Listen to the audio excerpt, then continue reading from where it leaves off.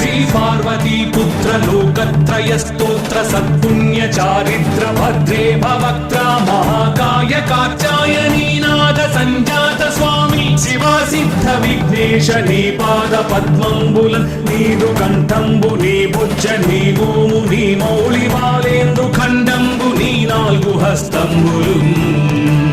నీ కరాళంబుని పెద్ద వక్త్రంబుని ఏకదంతంబుని పాదాస్తంబులంబోదరంబున్ సదా మూషికాశ్వంబుని మందహాస్తంబుని చిన్ని తుండంబుని గుజ్జు రూపంబుని శూర్పకర్ణంబుని